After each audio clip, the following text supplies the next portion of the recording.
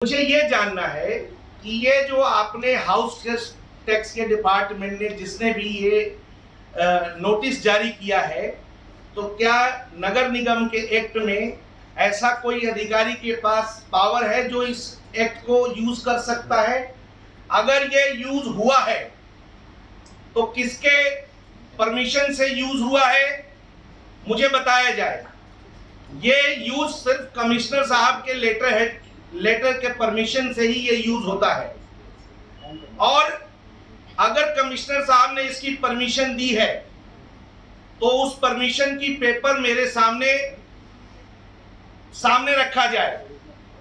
अगर इस तरह का पेपर कमिश्नर साहब का नहीं है तो मुझे बताई जाए कि इतना बड़ा गोलमाल जो 2 साल से आम आदमी पार्टी की सरकार और मेयर बैठ के करा रही है, इसका जिम्मेदार कौन है? क्योंकि ये सरासर धोखाधड़ी और ब्लैकमेल का मामला बनता है।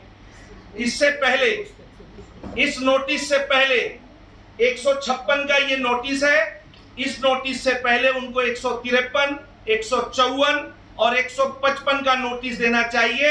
अगर इससे पहले इन्होंने ये नोटिस दिया है तो वो भी नोटिस मुझे दे चाहिए।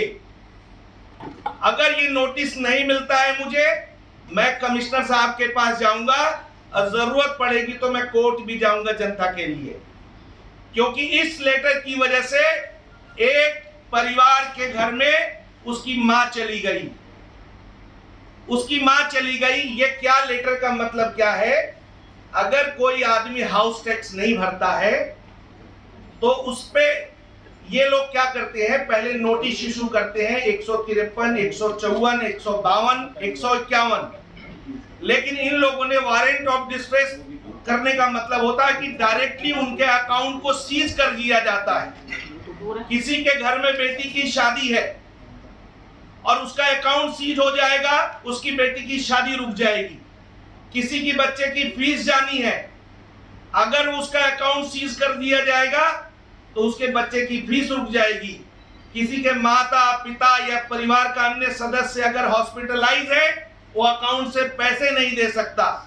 ये जो नोटिस दिए गए हैं, मैं आग्रह करता हूं चेयरमैन साहब कि इस नोटिस का जवाब मुझे 2 दिन के अंदर दिया जाए, ताकि मैं अगर सेटिस्फाइड हुआ तो ठीक है, अन्यथा मैं इसको लेके कमिश्नर साहब के पास भी जाऊंगा,